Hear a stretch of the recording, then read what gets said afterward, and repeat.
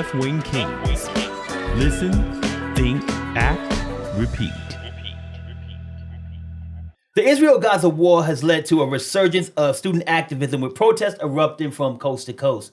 Now, a series of events on multiple campuses have led to violence and arrest, bringing long-standing issues of inequality to the forefront. And these kids, they're not backing down, and they're not afraid to make their voices heard. So, Steve, tell our viewers why these students are protesting and what do they want? Okay, they want the universities to stop investing in is the Israeli government, that type of thing. Of course, they want some type of ceasefire in the atrocities that are going on there. They also want the American government to take a stand. And they're protesting. That's what students do. Yeah. Students protested in the civil rights movement. They protested in the women's rights movement, the Chicano rights movement. That's what students do. That's what young people do. Mm-hmm. So, yeah. Yeah, I mean, Vietnam, a lot of people are trying to compare it to the 60s and all of that. But yeah, I think that they forget that there's a lot of movements that students have done up to this point. But yeah, basically that, man, just trying to end what's going on in Hamas, not Hamas, in Gaza and Israel is basically what they're standing up for. It's a complicated situation when you look at it. I think everybody can agree that what happened what happened is happening over there is horrible. You know what I'm saying? Mm-hmm. The bombing of Palestine. But we're gonna also say October 7th was horrible. Nobody wants to see anybody die or death or crazy death. So it's just crazy because the protest, which is good, I think is kind of getting messed up with some outside agitators. Yes, sir. And that's what's taking it over, and that's why you're seeing police presence caught over there. And I mean, anytime police gets involved, that can become Kent State. All we need is some life to be lost, and that's just that's just a powder keg waiting to explode. So, And what you said too is critical to the situation is that there are a lot of individuals who are not students at those protests. And when you have people who come in there who have nothing to lose, because to your point, Steve, students will protest because when you're in a university setting, you're taught to be a critical thinker. You're taught to challenge the norms. You're taught to speak up for what you think is right. So, of course, they're going to be the ones leading protests. But at the same time, when you have bad actors come in who are outside of the university, you can't suspend them. Mm-hmm. You can't you can't kick them out of school. Yeah. So these fools is acting a fool out there because there are many people out there who aren't students acting up. Yeah. I was watching the news and one of the reporters was going, he said, I'm going to go and ask who's a student. And he was asking people, are you a student? They were like, no, I'm not a student. Are you a student? No. I think he said, at the time he was through, he said 80% of the people he asked weren't even students. Yeah. I think that one of the things that one of the reasons that actually happens is this. When you protested in Washington, every day somebody's protesting something in Washington. Mm-hmm. Every day. So if you want something to be recognized, you can't go to Washington and necessarily be seen. These universities, it's a smaller area. You already have people who are politically minded because usually if you're in some type of academic setting, you're going to be thinking about those things. You're going to have some people at least who are thinking about those things. So it's going to make it more likely that you'll have people who are like-minded, A. And B, it's a smaller setting. So reporters will come and they'll see it and it'll be a big deal. Mm-hmm. If you're protesting in Washington, people protest in Washington every day about something or another. So that's, I think, part of the reason why it's what's happening at the universities is a bigger deal. But I think that's kind of by design. Yeah. And speaking of big deal, there was a big deal, Ace, at UCLA. There was some pro-Palestinian demonstrators were attacked by a pro-Israeli group. So do universities now need to start protecting the protesters? I mean, I think they somewhat try to, but and like you said, Yeah, I mean, I think the students are kind of fall under the campus. The campus has its own police force, and I think they can only do so much. When you get outside agitators over there and they get overwhelmed, then they have to bring in the police. But now you have the police that they're in a confused state because like at UCLA, they had the protesters behind them. They had the police having to watch the people who were on the outside. You know what I'm saying? So in a way, they were already trying to kind of do that, but then they were going in to remove the encampment. Now, understand the encampment got mostly people who won't even go to the school there. They're just sitting there and protesting. So now they got to go try to clear the encampment. So now they got the police protecting the other police so they can go clear the damn encampment. It's funny, man. I was listening to the radio this week, man, and a professor that was at UCLA, just to let you know how crazy this thing is. And just let me say this part. It takes away from the cause now because he's a professor there. He's walking there and he says, man, I'm walking to class and then people just stop me and say, hey, you can't go this way. They ain't even put students in that. They just some of the protesters. And, he said they jumped him, took his iPods. So he goes to the campus police to complain, to get them to go arrest him. And they said, well, they told us, leadership said, don't even go down there and mess with him. So it was a point. He said, man, this thing's been happening for about a week. Y'all just noticed it on Tuesday. He said, but violence been going on for a week. He said leadership wouldn't allow the police to even go in there. So, yeah, they had to eventually get the police down there to give order and protect them. Now, what are you talking about police? You got a dude that been in the academy, fresh out the academy, 2 years. Now he's faced with this kind of drama. Like I said, this thing can erupt or it could have erupted and been something way worse. You know what I'm saying? And the kind of what Steve was saying, like, you can't go to Washington, D.C. to protest. You come here to protest and try to do your thing, but you're taken away from a cause, which most of the kids that are protesting, they got a good cause. You know what I'm saying? But it's just now these outside agitators are messing everything up for him. See, man, took his look, his friggin' iPad, his you heard ear. that one? Yeah, that was Pookie and Ray Ray, man. There wasn't no protesters. What the hell are you talking about? No, but in all seriousness, this is the thing. If you are actually protesting, okay, and that is what you are doing, if you are protesting, that should be somewhat of a safe space. Now, if you are an outside agitator, if you're somebody who's committing any type of crimes or something like that, that is something totally different. Okay. But yes, you should be able to safely protest. Yep. Now, protests don't mean you sit there and camp out, in my opinion. If you're having a sit-in, that's something different. Yeah, I was about to say that. Yeah, if you're having a sit-in, that's something different. But when you're on a college campus, and these kids are living on the campus, they got dorms. So I kind of question, why you go? Go to your room, fool. Yeah. Why you popping up a tent? Yeah. You got a freaking a dorm room. You probably not gonna be sitting, and some of them will, but I think that a lot of that is people outside. And again, if you're safely, but you taking people's stuff, you causing problems for people. No, you can't stay. Yeah. But I do feel like there should not be violence, like the people who are pro-Palestinian and people who are pro-Israeli or whatever. They shouldn't be they should be protected from each other as far as acts of violence. That's not necessary. Exactly.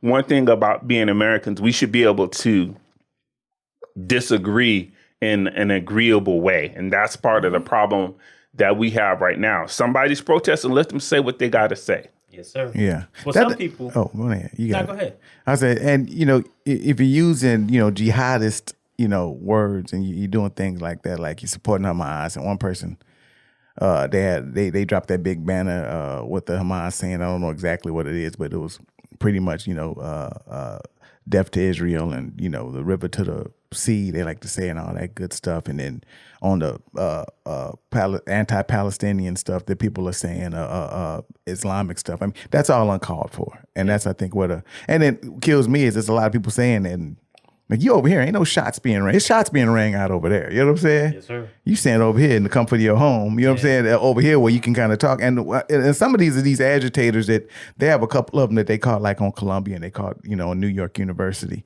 And this is what these people do. They've been arrested going around doing this all across the country. You know what I'm saying? Just causing trouble. Yeah. So one thing that might have been like unnecessary as well is what happened at North Carolina. So Steve, they actually took down the United States flag and put up a Palestinian flag at the University of North Carolina. Did the protesters go too far? And if they did go too far, what else could they have done? Like what's the effective protest look like? My question is this. You're taking down an American flag. This is where we are. We're not in Palestine. Nope. So what is it? What good is that going to do? That's not really going to do any good. That's not going to do any good not going to do good for anybody. Okay. What I really do think that people who are want change, want to help the Palestinian people and everything, what they should be doing is they should be doing this. They should be canvassing, trying to get people to vote. Mm-hmm. Okay. We need to be getting on our congressmen and our senators to pressure the president to pressure Israel, and even on both sides, even if Trump, God forbid, look, let's just say, let's just say, let's just say he does. It should still be a situation where he, even the Republicans, everybody should be going to their congressmen, their senators, and saying, look, this has got to stop. We need to have some type of resolution. And this right now isn't something that, just popped up out of nowhere. This has been an issue since modern day Israel was created. Okay. In the 40s. Yes. Mm-hmm. And unfortunately, when this was created, they did not think about the Palestinian people. They did not. And this is just my opinion. When you create a situation like that, then that's when you have things like Hamas and stuff like that. That's where that comes from. That comes from people who you created a situation where they don't have a voice. Yeah, it comes from oppression. Yeah. And I very strongly feel like if this is something that is going to be solved, we need to look at the roots of the problems.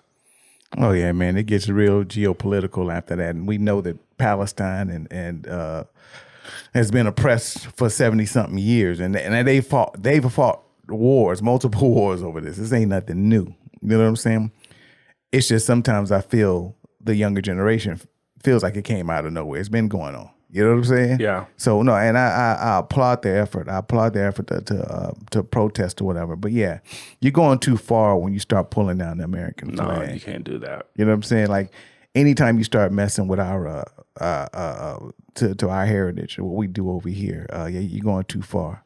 I mean, it's a lot of people that bled and died. Not only veterans, but people just that bled and died for that flag to make that happen. So the symbolism is.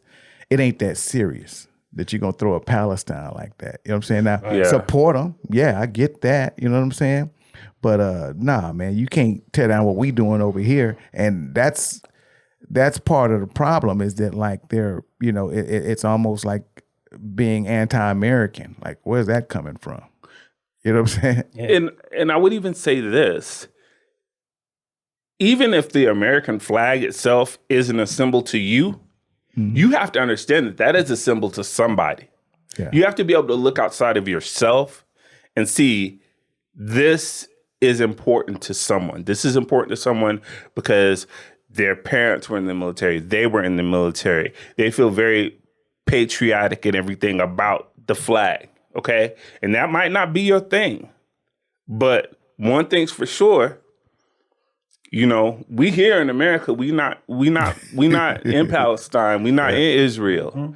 So taking down that flag it's not going to have a positive impact. No. Nah. But you know what will have a positive impact? Hitting that like button. You damn Skippy. All Hit right. that like button, okay? Make sure that you subscribe to Left Wing Kings and also share this content on all of your social media platforms like Queen Tina says. Yeah. All right, just real quick. Walanda Whitaker, I don't know who the hell that is. Yeah, She who was online. that, man? She says quite a few of these protesters were not students. So, Yeah.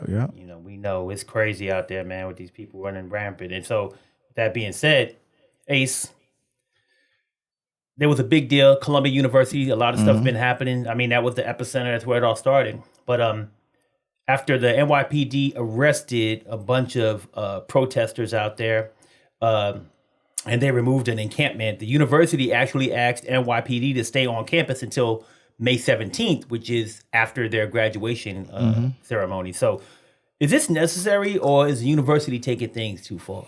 No, in Columbia's situation, I think it's necessary. I mean, them fools broke into a building, man.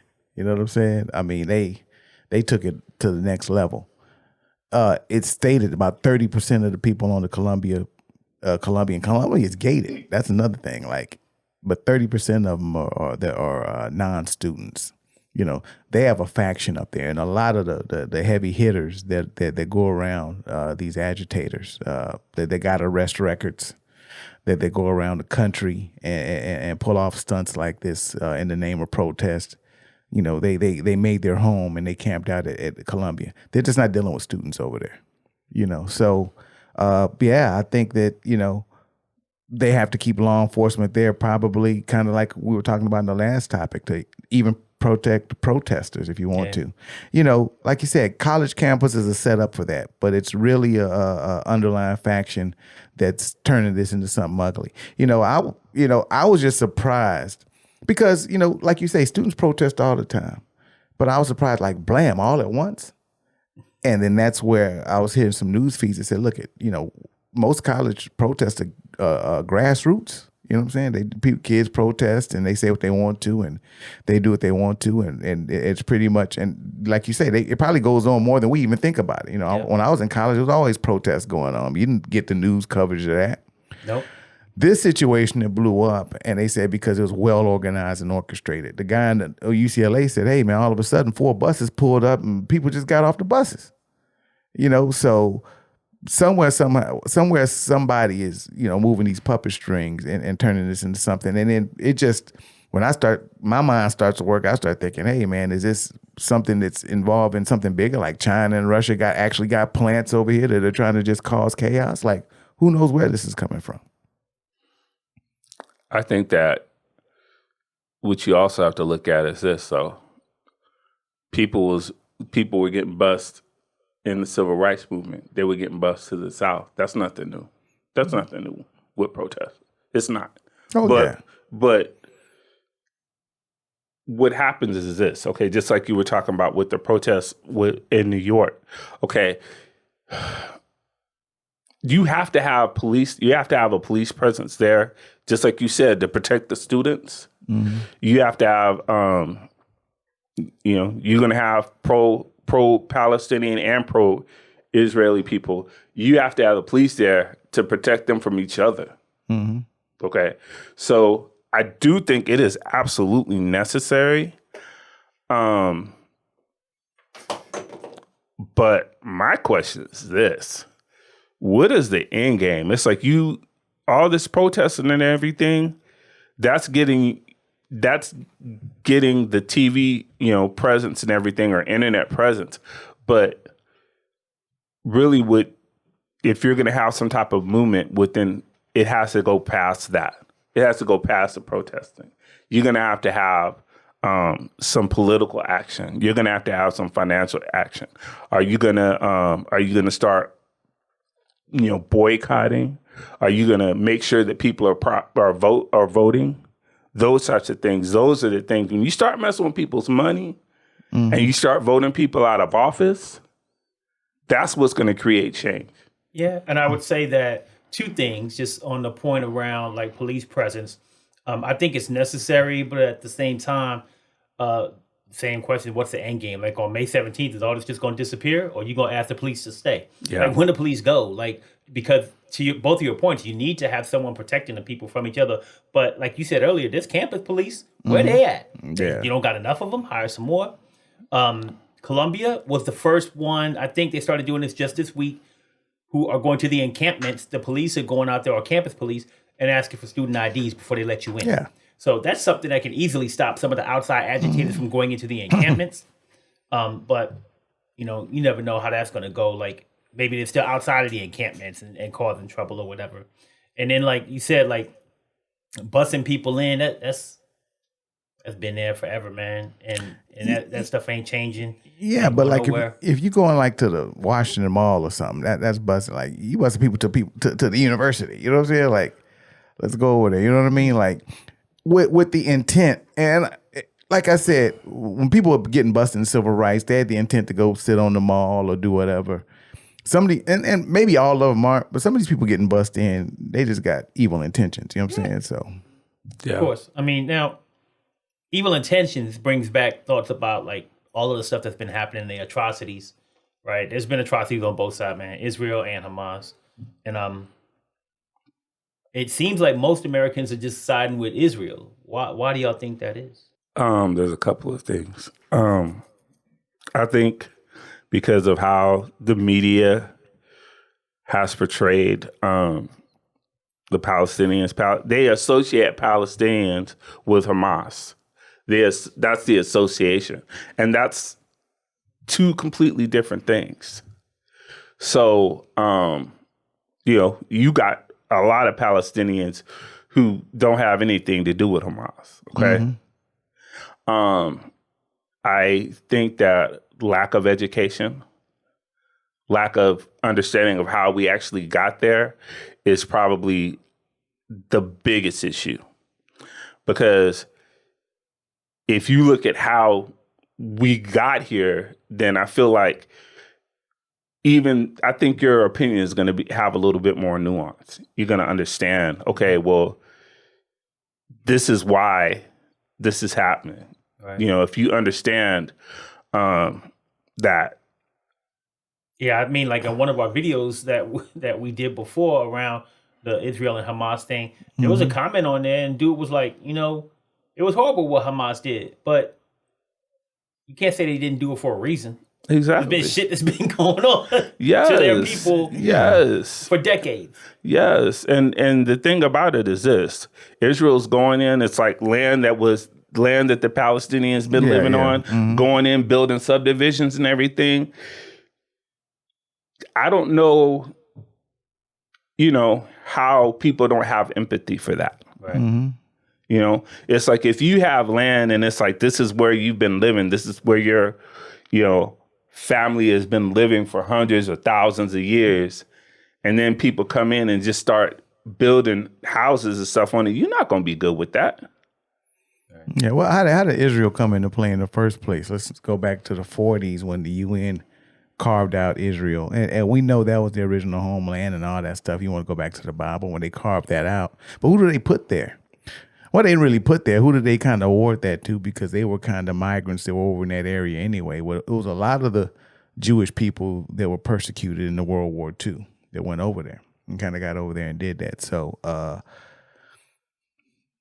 that wasn't liked, and things happened. And at end of the day in the story, Palestine it's kind of been persecuted and oppressed since then. You know what I'm saying? Nobody's trying to back up what Hamas did. You shouldn't just go across the border and kidnap people and kill people for no reason because one day you wake up and do that. What you just said, for no reason? Well, that's what the people were mad about. For no reason. Not no reason. Well, not no reason, but that's not the way to handle things politically. Right, exactly. And I know you get people get extreme when you have what you're going through, but that's nobody's trying to back October 7th here. No. But let's not act like Israel ain't got no blood in the game. Exactly. They do. You know what I'm saying? And it's come from years of oppression and doing what Steve kind of said, taking over land. And that came from a two-state decision decided by the UN back in the 1940s and just haven't been solved. It's just crazy what's what's going over there. But I'm back on. You got to understand the history, what's going on, what's happening with them over there, and like you said, what's going to be an end game over here. Yeah, America. I'm a big agreement. We need to talk to them about a ceasefire and be forceful. But there's some things that we are trying to do up there, like build a port and get them food over there because of the humanitarian effort. But we got to understand the history and what's going on over there, and just try to find the best way to support them.